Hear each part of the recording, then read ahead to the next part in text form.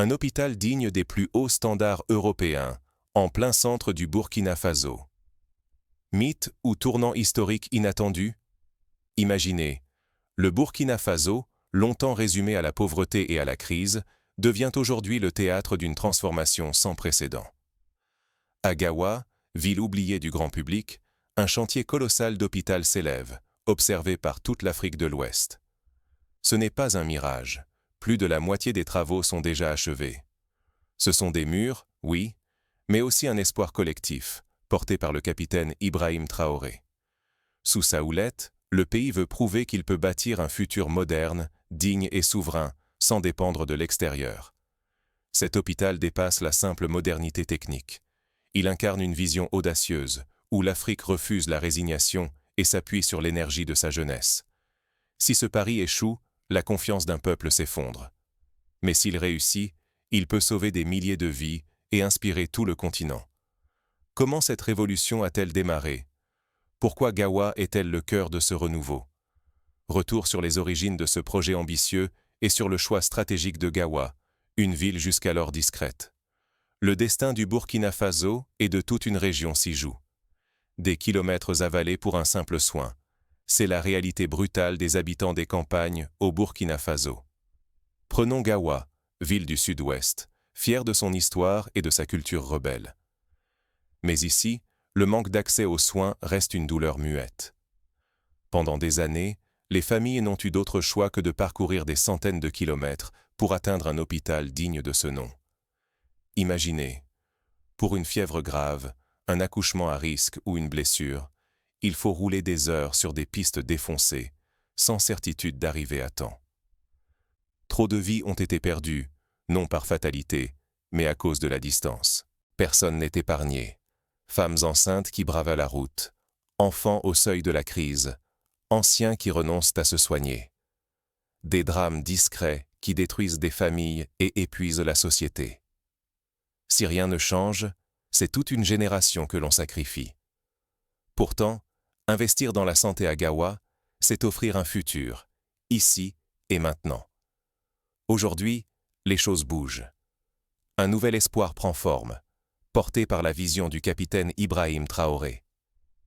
Mais comment ce projet a-t-il vu le jour? Plongeons dans les coulisses de cette transformation inédite. Et si l'Afrique construisait ses propres hôpitaux, capables de rivaliser avec ceux d'Europe? Ce rêve prend corps à Gawa, dans le sud-ouest du Burkina Faso, avec un projet hospitalier d'une ampleur inédite. Imaginez un centre de santé déployé sur 25 hectares, plus de 60 acres entièrement consacrés à soigner et à former. Pour concrétiser cette vision, le gouvernement a investi la somme colossale de 50 milliards de francs CFA.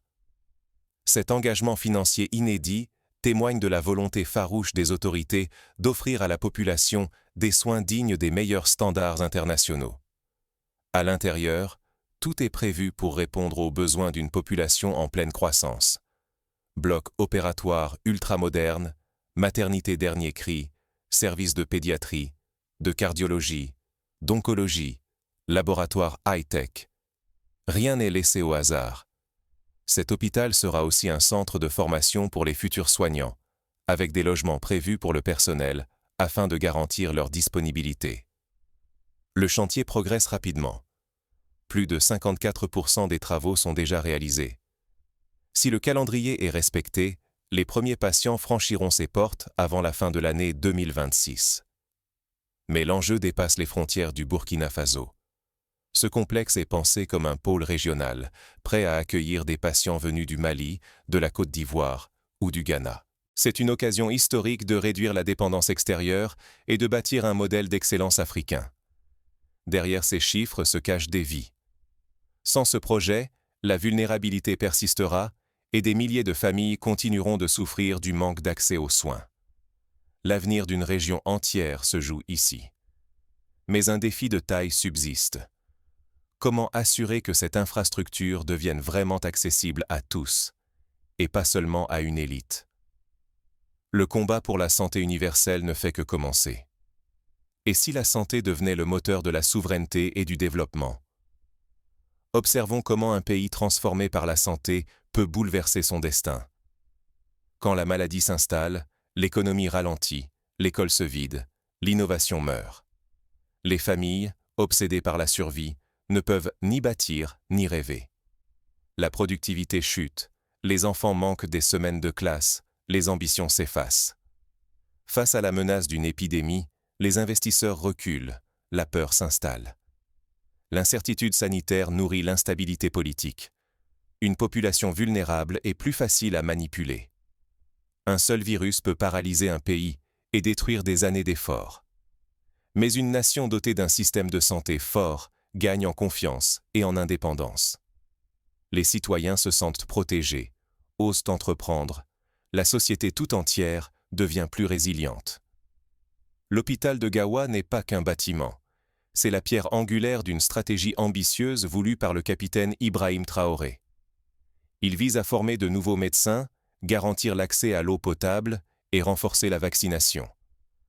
Refuser la fatalité, c'est choisir la prospérité, la stabilité et la fierté.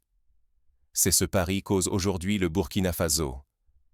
Mais derrière cette ambition, un défi colossal attend Gawa et ses habitants.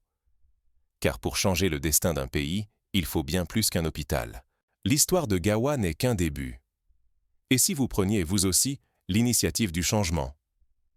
Ici, la preuve est faite que chacun d'entre nous peut devenir moteur, pas simple témoin, d'une transformation collective. Le vrai leadership ne se mesure pas aux paroles, mais aux actes concrets qui changent la vie autour de soi. Quand un dirigeant s'engage sincèrement pour son peuple, la loyauté devient intime, profonde, presque instinctive. Le projet de l'hôpital de Gawa montre que l'Afrique a la détermination et les ressources pour bâtir son avenir sans attendre l'aide extérieure. Ici, pas question de patienter pour des instructions venues d'ailleurs. La volonté et l'engagement local font naître le changement. Investir dans la santé, c'est miser sur l'avenir de tout un pays. Un peuple en bonne santé travaille, innove, rêve plus grand, construit une économie solide. C'est la santé qui donne la force d'avancer, d'affronter ensemble les crises, de saisir chaque chance. Rester inactif, c'est risquer de voir les opportunités s'évanouir, de laisser l'histoire s'écrire sans nous. Agir, même à petite échelle, c'est déjà écrire l'avenir pour soi et pour les générations à venir. Mais cette histoire ne s'arrête pas là. Ce qui se passe à Gawa pourrait très bientôt inspirer toute une nation. L'heure n'est plus aux paroles, mais aux preuves concrètes. Ce qui se joue aujourd'hui au Burkina Faso dépasse tout ce que l'on pouvait imaginer. Pour la première fois, l'Afrique de l'Ouest affirme collectivement qu'elle peut tracer son propre destin. Ici, plus de promesses creuses, chaque décision se transforme en acte. Dans l'urgence, alors que la santé, l'espoir et l'avenir de milliers de familles dépendent de ce projet, il n'est plus question de céder aux discours faciles.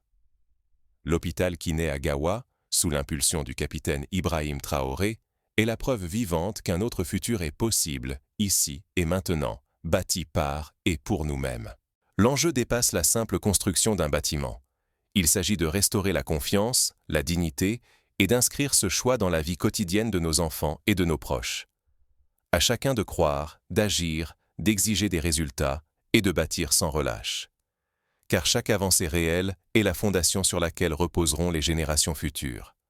Restons lucides, le vrai changement exige du courage et une vigilance de chaque instant.